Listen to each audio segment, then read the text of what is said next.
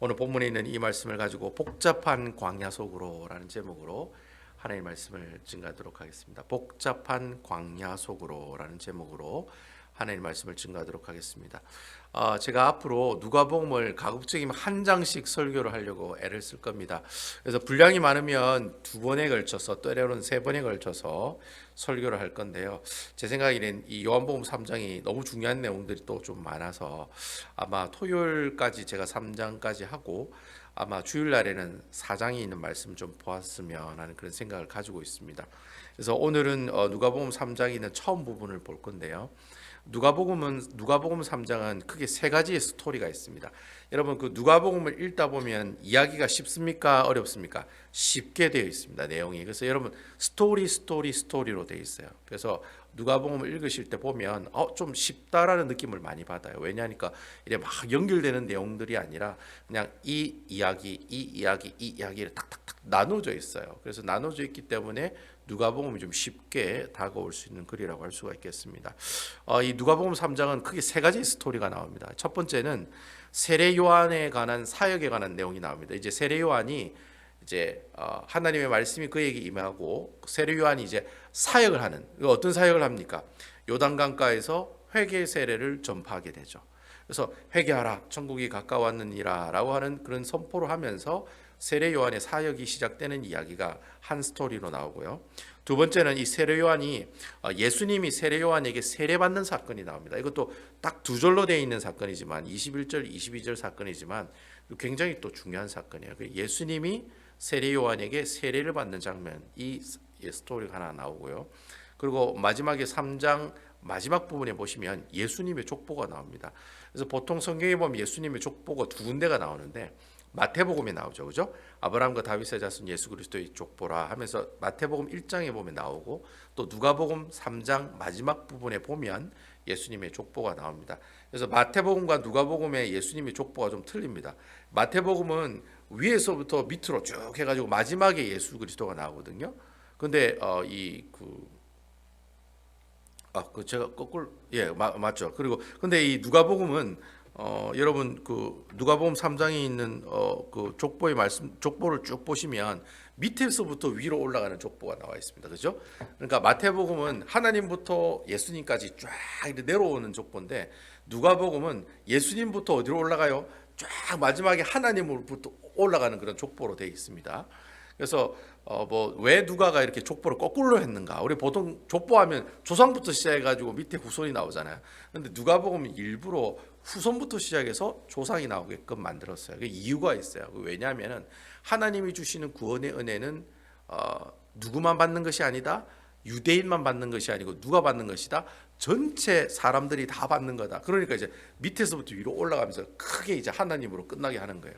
그래서 이제 그런 의도가 있는 거예요. 누가가 보통 이 누가 읽는 글이라고 얘기했습니까? 이방인들이 읽는 서신이라고 제가 얘기를 했죠. 데오빌로 각하에게 보내는 서신이잖아요. 그러니까 이방인인 헬라인에게 예수 그리스도의 복음을 증거하기 때문에 그 이방인들도 구원받을 수 있다는 얘기를 하기 위해서는 밑에서부터 위로, 그러니까 마지막에는 하나님이니까 하나님은 누구든지 공통적으로 다 어떻게 하기를 원하신다? 구원받기를 원하신다라는 그런 의미를 가지고 족보가 밑에서부터 거꾸로 위로 하늘로 올라가는 그런 족보를 우리에게 보여주고 있다는 겁니다. 그래서 3장에는 이렇게 크게 세 가지의 이야기가 나옵니다. 세례 요한의 사역, 예수님이 세례를 받는 장면, 그리고 예수님의 족보, 이렇게 세 가지가 나오고 있어요. 근데 저는 오늘 이제 그 첫 번째 스토리를 여러분들과 한번 살펴볼까라는 그런 생각을 가지고 있습니다. 그래서 여러분 2절에 보시면 빈들이라고 하는 그 단어가 나오거든요. 빈들. 그래서 여러분 이 빈들이라고 이 말은 다른 말로 얘기하면 광야라고 이제 이야기를 할 수가 있겠습니다. 그래서 세례 요한이 광야에서 하나님의 말씀이 임했다라고 하는 그런 의미의 내용이 2절에 있는 말씀을 통해 우리에게 나오고 있거든요. 그래서 여러분이 성경에 보면 이 광야라고 하는 단어가 굉장히 큰 의미를 갖습니다. 이유가 있습니다. 그래서 어떤 분은 왜 세례 요한이 광야에서부터 나와야 되느냐? 예루살렘에서 나올 수도 있고, 그죠? 유대 땅에서도 나올 수도 있고, 사마리아 땅에서 나올 수도 있고, 갈릴리 바닷가 근처에서도 세례 요한이 나올 수 있다는 거예요. 근데 굳이 성경에 보면 광야에서 하나님의 말씀이 임함으로 어떻게 해요? 세례 요한의 사역이 시작됐다라고 성경은 이야기하고 있답니다. 그래서 여러분 성경에 보면 이 광야라고 하는 이 의미가 참 독특하게 많이 사용을 하고 있어요. 이 광야라는 의미를 어디에 보면 또 나와 있느냐면 열왕기상에 보면 엘리야가 갈멜산에서 이 바알 선지자들 850대 1 해가지고 이겼어요, 졌어요, 이겼어요. 근데 이기니까 이세벨이 이 갈멜산에 있던 이 사건에 엘리야를 죽이겠다고 어떻게 해요? 현상수배를 붙이죠. 그러니까 이 엘리야가 어떻게 합니까? 도망을 갑니다. 어디로 도망가느냐면 지금의 시내산으로 도망을 가요. 그래서 그 시내산 근처에 있는 광야의 무슨 나무? 로뎀나무 밑에 기억하시죠? 로뎀나무 옆에서, 그러니까 시내산 옆에 있는 광야의 시내 광야죠. 그 로뎀나무 밑에서 어떻게 해요? 하나님 나 죽여주세요라고 이렇게 할 때 그때 하나님의 뭐가 들렸습니까? 세미한 음성이 들렸어요. 그래서 이 하나님께서 그 시리에 빠져 있는 그 엘리야, 두려움에 떨고 있는 그 엘리야를 그 광야에서 하나님의 음성을 들려줌으로 해서 엘리야가 그때부터 본격적으로 선지자 사역을 감당하게 됩니다. 그러니까 이 엘리야가 어디에서 하나님을 만난 겁니까? 광야에서 하나님을 만났다는 거죠. 그러니까 이 광야라는 게 이렇게 보니까 좀 의미가 있다는 거죠, 그죠? 세례 요한이 광야에서부터 하나님 말씀이 임했다라는 말하고 엘리야가 시내 광야, 그 광야 옆에 로뎀나무에서 하나님 만난 거하고 이게 무관한 내용이 아니라는 거예요. 서로 연결이 돼 있다는 거예요. 그리고 여러분 모세도 마찬가지예요. 모세도 출애굽 사역을 시작하기 전에 광야에서 누구를 만납니까? 하나님을 만나죠. 어디에서요? 떨기나무 가운데, 불타는 떨기나무에서 누굴 만나요? 하나님을 만나게 됩니다. 야, 이 땅은 거룩한 땅이니 내 신을 벗어라, 그렇게 얘기하죠. 그때 하나님을 만나는 거예요. 모세가 그 떨기나무에서 하나님의 음성을 듣고 하나님을 만나고 난 그 이후부터 모세가 뭐가 시작돼요? 출애굽의 사역이 시작됐다. 광야에서 모세의 사역이 시작됐다는 거예요. 엘리야는 광야에서 그의 사역이 또 시작됐던 것처럼. 그리고 여러분 다윗 왕도 마찬가지예요. 여러분 다윗이 사무엘에게 기름 부음을 받고 난 이후부터 사울 왕이 10년 동안 칼 들고 쫓아다닌다고 제가 말씀드렸죠. 10년 동안 어디로 도망 다닙니까? 광야를 향해 돌아다닙니다. 광야. 그러니까 10년 동안 광야에 도망 다니면서 있게 되죠. 근데 그 광야에 있을 때 수많은 위기가 찾아왔어요. 그리고 수많은 고통과 어려움이 있었어요. 근데 그 고통과 어려움을 하나님이 지켜주시고 보호해줘요, 안 해줘요? 보호해주게 된다는 거죠. 그리고 그 광야 생활하면서 10년 동안 어떻게 해요? 다윗이 따르는 그 무리들이 모이게 되고 나중에는 그 무리들이 나중에 어떻게 돼요? 다윗이 왕이 되었을 때 다윗을 돕는 군사들이 다 되었다는 거죠. 그러니까 다윗이 왕이 되려고 했던 모든 준비의 과정들이 어디서부터 시작된 거예요? 광야에서부터 시작됐다는 거예요. 그러니까 여러분 성경에 보면은 이 광야라고 하는 곳은 어떤 곳이냐면은 일단 하나님을 만나는 곳, 그게 광야예요. 그리고 또 하나님을 경험하는 곳, 그것이 광야라는 거죠. 그래서 구약 성경에 보면 이 광야의 의미에 또 그 사람의 어떤 인물을 봤을 때 이 광야라고 하는 것은 뭐 시험도 있고 고난도 있고 환난도 있긴 하지만 그렇지만 그런 가운데서도 누가 함께 하신다는 거예요? 하나님이 함께하는 곳, 그곳이 곧 광야다라고 하는 얘기죠. 이거 마찬가지예요, 여러분. 세례 요한도 오늘 성경을 보니까 세례 요한도 2절의 마지막에 보면 하나님의 말씀이 빈들에서 사가랴 아들 요한에게 임했다라고 되어 있거든요. 그러니까 세례 요한도 보면은 결국 세례 요한의 사역의 첫 출발은 어디서부터 시작된 거예요? 광야에서부터 시작이 되었다라는 거 하는 것이죠. 그래서 이 광야가 우리에게 주는 어떤 의미를 주고 있는지, 그리고 또 왜 세례 요한이 광야에서부터 하나님 말씀을 받아야 되는지, 왜 갑자기 세례 요한이 말이죠 광야에 가 있는지 이유가 있을 거 아니에요. 그런 그 이유가 있습니다. 그 이유들을 뭐 다윗이 사울의 칼을 피해 광야에 갔듯이, 그죠? 그리고 모세가 애굽에서 살인 누명을 벗고 어떻게 해요? 광야로 쫓겨오잖아요. 그래서 어떻게 해요? 그 이드로 장로 만나가지고 거기서 부인을 만나가지고 살다가 광야에서 하나님 만났죠, 그죠? 엘리야도 마찬가지잖아요. 이세벨의 칼을 피해가지고 도망간 곳이 광야이기 때문에 광야 거기서 하나님을 만난 것처럼 세례 요한도 분명히 이유가 있었을 거라고요. 근데 이유는 지금 성경에 적혀 있진 않아요. 근데 그 이유가 뭘까를 한번 생각해 보시면서 과연 하나님께서 우리에게 주신 이 광야를 통해 주신 그 의미가 뭔지를 한번 여러분들과 살펴보는 시간을 갖도록 하겠습니다. 우리 다 같이 1절과 2절에 있는 말씀 한번 보도록 하겠습니다. 1절과 2절입니다.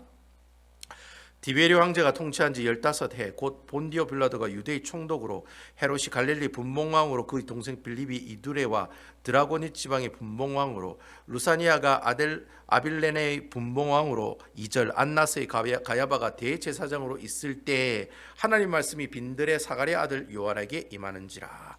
오늘 본문에 보니까 디베리오라고 하는 사람이 있는데 이게 로마식 이름으로 티베리우스입니다. 이 실질적으로 있었던 로마의 두 번째 왕입니다. 여러분 첫 번째 왕 이름 혹시 기억하세요? 가이사 아구스토. 여러분 기억나시죠? 가이사 아구스토가 첫 번째 왕이고 이 디베리오가 그 두 번째 왕입니다. 그래서 이 디베리오가 보통 AD 14년에서 AD 37년까지 왕으로 있었거든요. 그러니까 디베리오 황제가 통치한 지 15년이 지났다라고 되니까 지금 그 사람이 AD 14년부터 왕이 되었으니까 15년이 지났으니까 한 AD 한 30년쯤 됐겠죠. 이제 그때 이제 세례 요한의 나이가 한 30살이나 34살 뭐 그렇게 우리가 볼 수 있겠다라고 제가 할 수가 있을 것 같아요.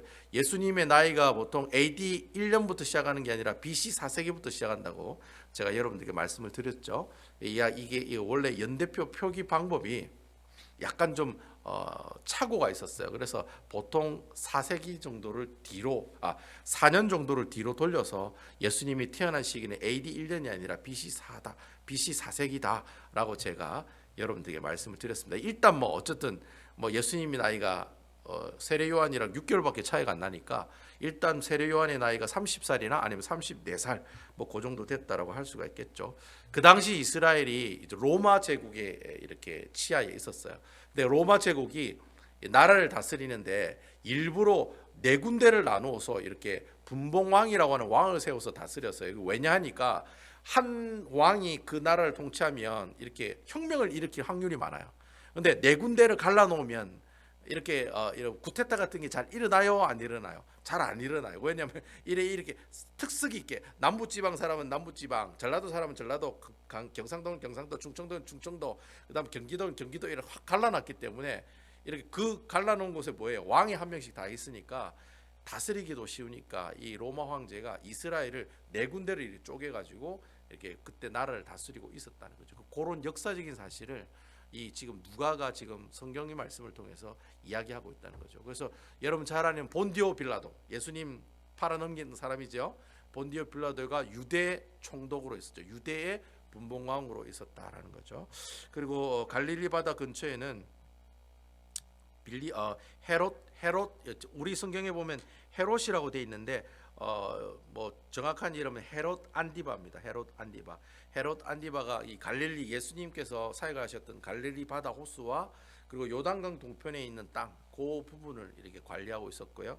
그리고 뭐 성경에 보니까 뭐 빌립이라고 하는 사람은 북동쪽에 저쪽에 가버나움 쪽에 가버나움이 아니라 저쪽에 북동쪽이면 북쪽의 동쪽이죠. 여러분 보시는 이쪽에 갈릴리 바다 위쪽에 그 위쪽 땅을 다스리고 있는 사람이 빌립이었다라는 사람이고요. 그리고 저 북쪽에 해안가 쪽에 있는 사람은 시리아 쪽에 있는 땅인데 그 땅은 이제 루사니아라고 하는 사람이 그 왕으로 다스리고 있었다. 그건 이 사실은 실질적으로 역사적으로 있었던 사실을 기억하고 있다라고 하는 거예요. 그래서 왜 이렇게 역사적인 사실을 여러분 누가복음 2장 1절에도 보면 누가가 그렇게 기록했어요. 뭐라고 기도하면 가이사 아구스토가 영을 내려 온 천하에 다 호족하라고 명했다라는 얘기가 누가복음 2장 1절에 나오거든요. 그리고 누가복음 3장 1절도 보니까 뭐가 나와요? 디베리오 황제가 통치한 지 15해. 그러니까 누가복음 2장 첫 번째도 역사적인 사실을 이야기하고 누가복음 3장 1절도 역사적인 사실을 이야기한다는 거죠. 왜 이렇게 역사적인 사실을 성경에서 이야기를 하느냐? 그 이유가 있어요. 왜냐하면 누가복음을 읽는 사람들이 누굽니까? 이방인들이죠. 유대인들이 아니고 이방인들이에요. 데오빌로 각하가 헬라 사람이거든요. 이방인들이 이 성경을 예수님이 누구인지를 알려고 하는데, 그러니까 이런 역사적인 사실을 기록해 줘야지만이 어떻게 해요? 세례 요한은 진짜 있었던 사람이구나. 예수님은 진짜 있었던 분이구나라는 것을 이 이방인들이 알 수가 있기 때문에 일부러 누가가 어떻게 해요? 역사적으로 있었던 실제적인 사건, 사람 이름을 정확하게 기록하고 있다라는 거죠. 누가가 그렇잖아요. 뭐 사실 예수를 잘 모르는 사람한테 예수님께서는 뭐 이런 분이고 저런 분이고 저런 분이 이러면 그럼 잘 안 믿는 경우가 많잖아요. 근데 이제 예수 안 믿는 사람한테 야 예수님 살던 시대 때 왕이 누군 줄 아니? 누구 왕이야? 너 그 사람 알지? 맞아. 실질적으로 본디오 빌라도라는 사람이 있었잖아. 그 사람 때문에 예수님이 죽으셨어. 이렇게 얘기를 해야지. 진짜 예수란 사람은 살아 있었던 사람이구나라고 이해하고 예수님을 받아들일 확률이 많다는 거예요. 그래서 누가가 그런 의도를 가지고 이렇게 누가복음을 적을 때 보면 이렇게 역사적인 사실을 그대로 기록하는 그런 내용들을 볼 수가 있다는 거예요. 특히 여러분 2절에 보면 뭐라고 되어 있습니까? 안나스와 가야바가 대제사장으로 있다라는 말씀이 나와요. 근데 여러분 사실 대제사장은 그 나라의 대제사장은 한 명이어야 돼요, 두 명이어야 돼요? 한 명이어야 돼요. 원래 대제사장은 한 명이 맞죠. 그렇잖아요, 여러분. 이스라엘이 대대적으로 대제사장은 한 명이 맞거든요. 근데 오늘 보니까 대제사장이 몇 명으로 되어 있어요? 두 명으로 이야기하고 있다는 거죠. 이게 원래는 안나스라고 하는 사람이 대제사장이었어요. 근데 이 원래 대제사장은 레위 지파의 전통적으로 어떻게 해요? 딱 이렇게 대제사장격인 뭐 사독 계열이라든지 하여튼 뭐 대제사장들이 하는 그 사람들의 족보가 있어요. 그 사람에 따라서 세습이 돼가지고 대제사장이 되거든요. 근데 그때 시대 때 대제사장이 두 명이었다는 말이 무슨 말이에요? 이스라엘의 지금 영적인 상태가 제대로 됐다는 말이에요? 제대로 안 됐다는 말이에요? 제대로 안 돌아가고 있다는 말이에요. 그러니까 원래는 대제사장이 한 명이어야 되는데 지금 두 사람의 이름을 기록하고 있다는 말은 이상하게 뭔가 이스라엘이 지금 뭐예요? 종교적으로도 제대로 된 사람들이 아니다라는 거예요. 제도가. 그래서 이게 왜 그러냐면 원래 안나스가 대제사장이었는데 이 안나스가 하도 막 이 돈을 이렇게 삥땅을 쳐가지고 문제를 많이 일으키니까 로마 제국에 있는 사람들이 이 안나스의 대제사장직을 박탈시켜 버렸어요. 박탈시켜 버리니까 이 안나스가 그래도 이 대제사장직이 있으면 먹고 살기도 솔솔하고 뇌물도 많이 받는 곳인데 이거 내가 뺏길 수가 있나 이래가지고 로마 제국의 사람들에게 로비 활동을 해요. 그래가지고 다시 그 대제사장 자기 후임의 대제사장을 로마 제국 사람들이 세워요. 근데 원래 대제사장은 로마 제국 사람들이 세워야 돼요? 아니면 이스라엘의 레위 지파 사람들 중에 세워야 돼요? 이스라엘의 레위 지파 사람들 중에 대제사장 계열에 있는 사람들만 어떻게 해요?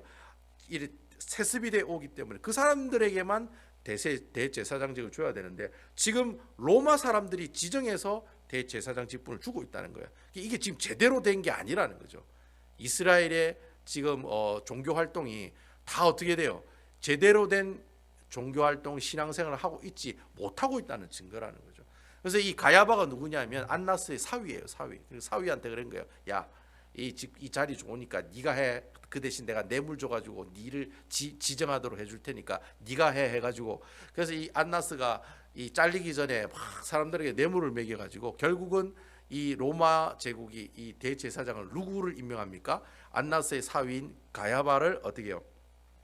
임명하게 만들었다는 거예요. 그러니까 이제 실질적으로 대제사장직은 가야바에게 있는데 그래도 그 안나스라고 하는 사람이 이미 대제사장직을 오래 했기 때문에 결국에는 그 사위는 어떤 사람입니까? 그냥 폼만 달고 있는 제사장직이고 실질적인 권한은 누가 가지고 있어요? 안나스가 가지고 있다라고 하는 것이죠. 그래서 나중에 예수님께서 이렇게 심판 받으시고 이렇게 고통 받으실 때 그때 안나스와 가야바 두 제사장 이야기가 또 나오거든요.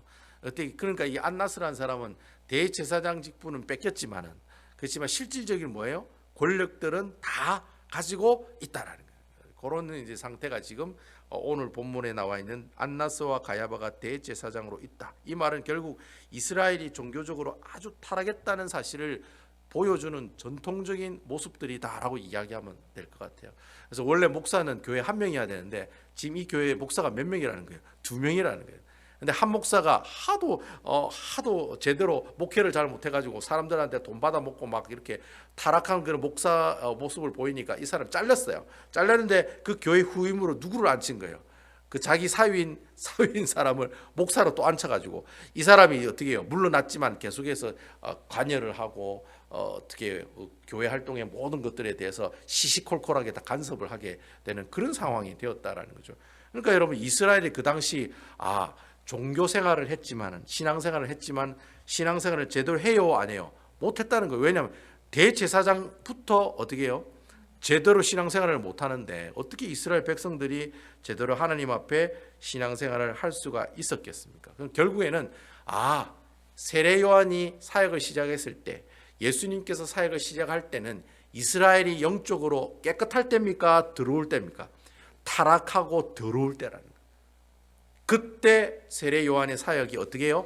시작됐다는 얘기를 하기 위해서 누가가 지금 뭐예요? 안나스와 가야바 대제사장이 몇 명이다? 2명이다라는 이름을 딱 얘기하면서 어떻게 해요? 그 당시 이스라엘의 모든 종교적인 모습들이 다 타락했습니다. 영적으로 타락했습니다.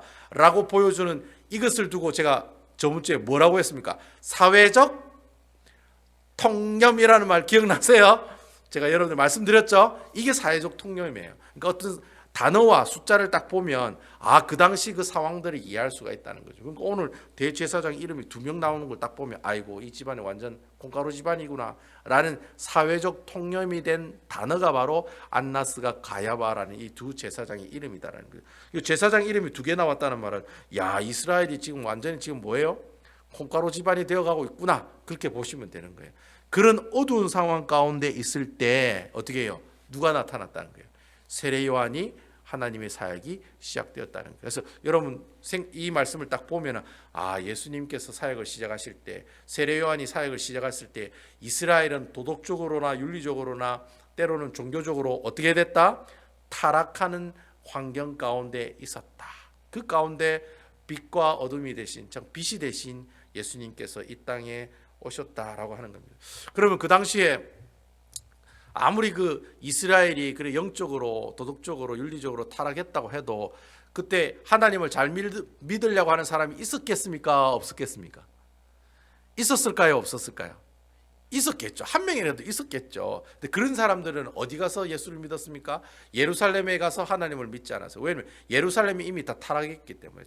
대제사장이 2명이고 인에 있는 1명은 온갖 착복과 뇌물로 어떻게 해요? 로마 제국 사람들한테 잘리고, 근데 그 잘린 그 직분 그대로 놓치고 실어가지고 그 사위한테 자기 대제사장 직분을 돈으로 뇌물로 먹여가지고 어떻게 해요? 다시 그 위에 앉히고, 이런 타락한 예루살렘에서 타락한 이 신앙의 하는 모습들을 보고 신앙이 진짜 좋은 사람들, 정말 하나님을 찾기를 원하는 사람들, 정말 하나님 말씀대로 살기를 원하는 사람들은 다 어디로 갔겠습니까?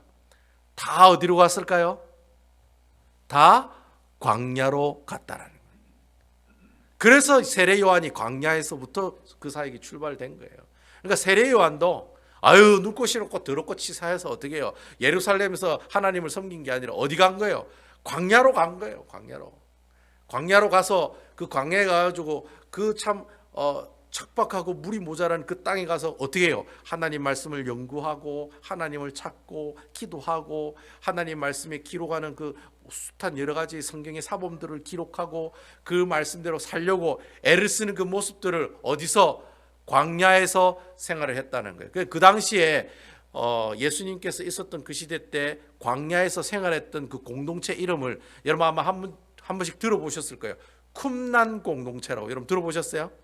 쿰난 공동체라고 하는 공동체가 있었어요. 근데 이 쿰난 공동체는 바로 이렇게 타락한 이스라엘 백성들의 신앙생활에 대해서 어떻게 해요? 배격을 하고 광야에 가서 어떻게 해요? 순수하게 하나님만 바라보고 하나님만 섬기고 하나님 말씀대로만 순종하며 살아가겠다라는 생각을 하고 그 사람들이 모여서 만든 공동체가 쿰난 공동체. 그 가운데 발견한 사본이 바로 사해사본이라는 거예요. 우리 집사님 아실는지 모르겠지만 그때 이게 사해사본이 1947년도에 이게 발견이 됐습니다.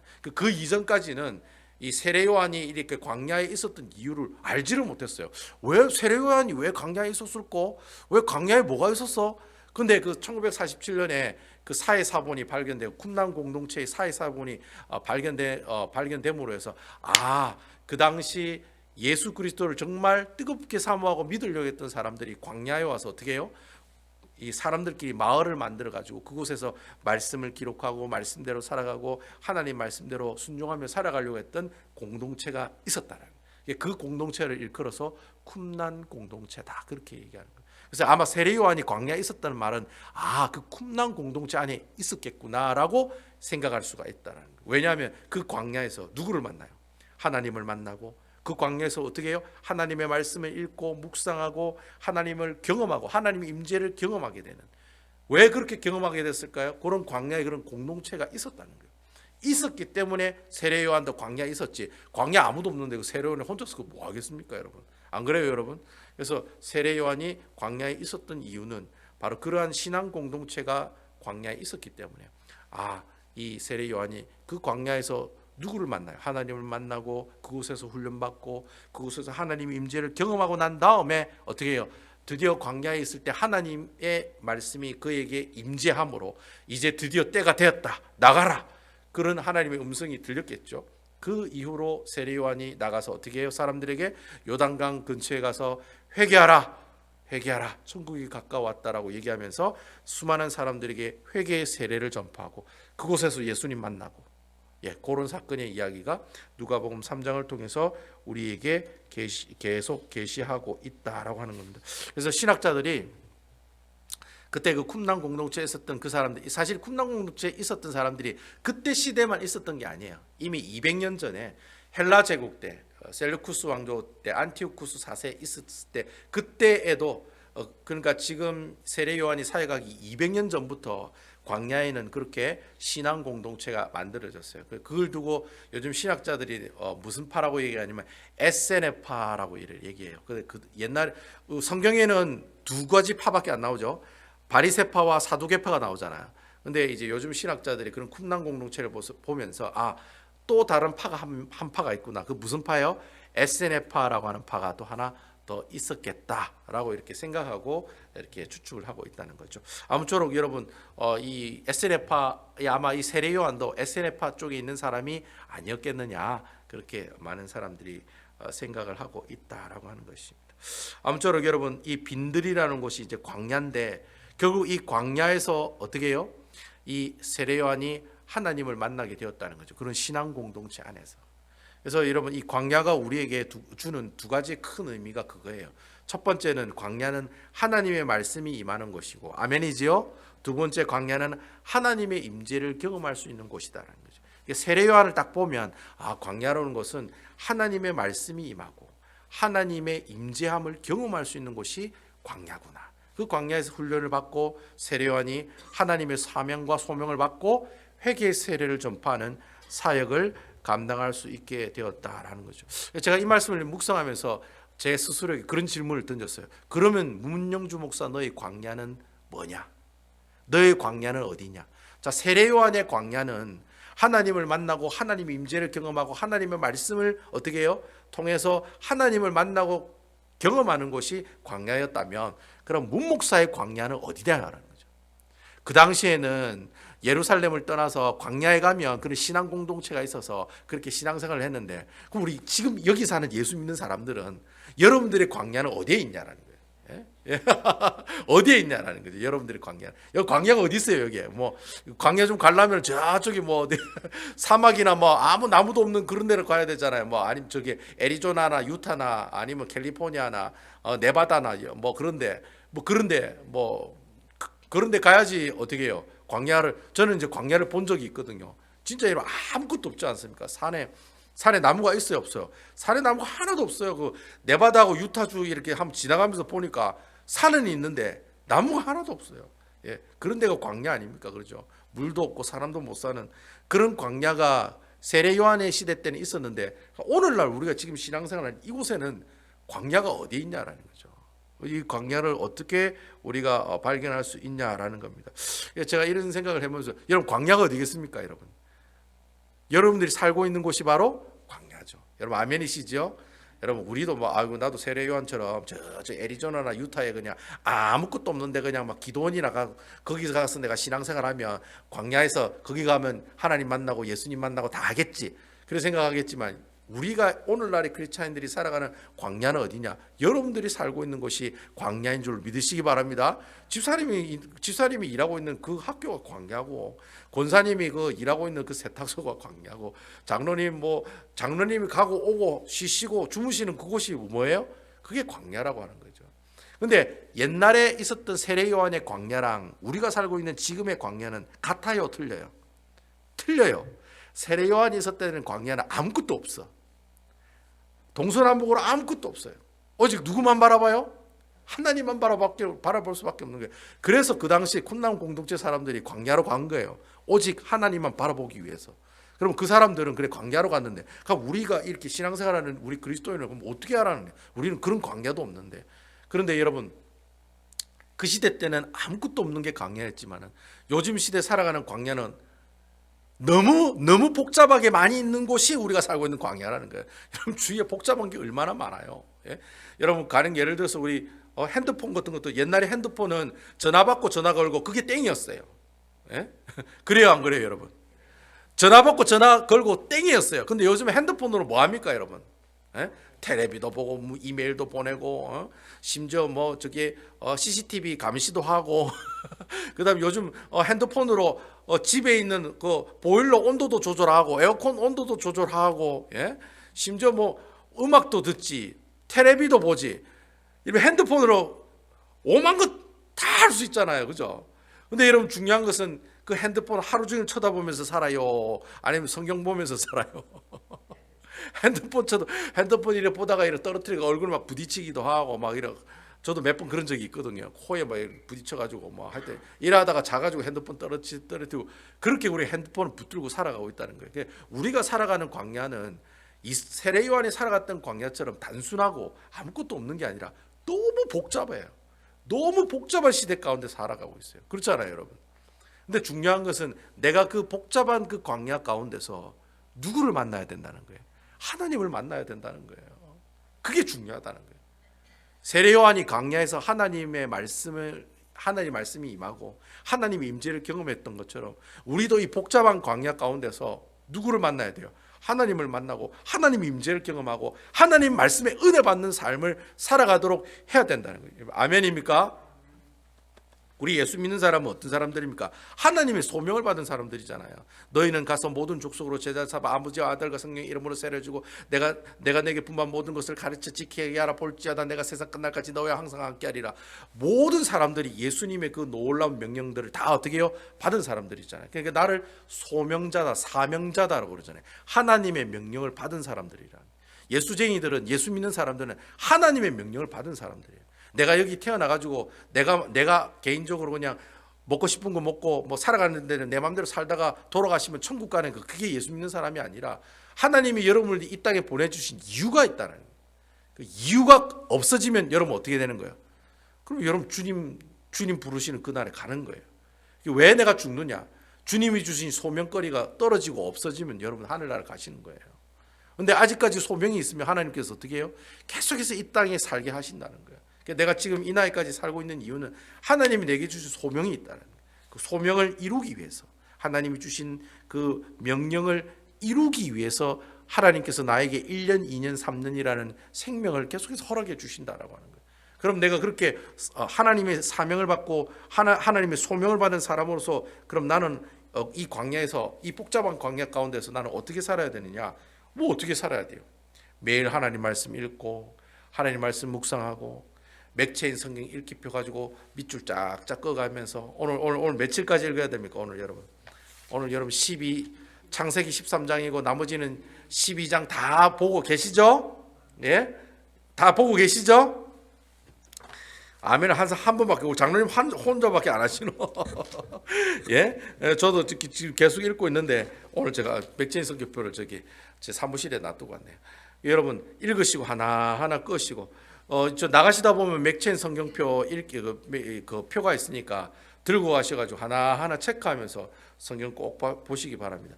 그렇게 하는 것이 뭐예요? 내가 이 복잡한 광야 가운데 내가 하나님의 귀한 사명을 어떻게 해요? 감당할 수 있게 된다라고 하는 것입니다. 그래서 저는 여러분들이 참 세례 요한이 그 광야 가운데서 그렇게 훈련되어서 어떻게 해요? 결국에 하나님 귀한 사역들 감당할 수 있었던 것처럼 여러분들도 동일하게 어떻게 해요? 똑같이 이 복잡한 광야 가운데 어떻게 해요? 하나님의 말씀을 묵상하고 하나님 말씀을 읽고 하나님 말씀대로 살아감으로 하나님의 임재를 경험하는 삶을 살아가셔야지만이 하나님께서 여러분 주신 그 사명들을 잘 감당해 나갈 수가 있다라는 거예요. 여러분, 옛날에는 교회에서 성경 읽기 운동 같은 걸 안 했습니다, 여러분. 여러분 어릴 때 여러분 주일학교 다닐 때 교회에서 성경 읽기 운동, 성경 읽기 대회 이런 거 했습니까? 안 했습니까? 그런 거 안 했어요. 근데 요즘에는 그걸 해요. 교회에서. 왜냐? 너무 사람들이 성경을 안 보니까 성경 읽기 운동을 하는 거예요. 성경을 너무 안 보니까. 그래서 여러분 옛날에는 뭐 제자 훈련도 하고 무슨 훈련도 하고 무슨 훈련도 하고 많이 했잖아요. 요즘 그렇게 훈련을 많이 하는 교회가 별로 없어요. 요즘 무슨 운동하느냐? 다 성경 읽기 운동밖에 안 해요. 성경 읽기. 그리고 성경 읽기가 성경을 1년에 1독 이상 할 수 있도록 그래서 성경 통독 성경 통독반이라는 걸 만들어 가지고 어떻게 해요? 예배 끝나면 뒤에 가 가지고 녹음기 틀어 놓고 성경 통독 막 하고 요즘 그런 훈련들을 많이 하세요. 뭐 제가 그런 훈련을 한다고 해서 제가 우리 교회도 그렇게 하는 건 아니에요. 근데 여러분 하나님의 말씀을 보는 것 자체 하나님의 말씀을 보는 그 순간부터 어떻게 해요? 하나님의 임재를 경험할 수 있기 때문에 말씀을 안 보면 아무것도 할 수가 없어요. 여러분 말씀을 읽지 않는데 제자 훈련 받는 거 말짱 도루묵입니다. 말씀을 읽지도 않는데 교회 일 열심히 하는 거 아무짝에 소용이 없습니다. 나중에 어떻게 해요? 나중에 뭐 교회 일 하나님 말씀 하나도 없고 교회 일 열심히 하는 사람 나중에 교회 일이 없어지면 교회를 떠납니다. 그런 사람들은. 그러니까 여러분 하나님 말씀이 끝까지 살아있는 사람이 어떻게 해요? 교회를 끝까지 섬기게 돼 있다는 거죠. 그래서 여러분들에게 올해 저희 교회가 여호와를 알자, 힘써 여호와를 알자. 예? 호세아에 나오는 말씀이 저희 교회 목표고 또 표이듯이 여러분들 하나님 말씀을 매일 읽고 묵상하는 일에 게으르지 마시고 계속 하나님의 귀한 말씀을 묵상하며 나가는 여러분 되시기를 주님의 이름으로 축원을 드리겠습니다.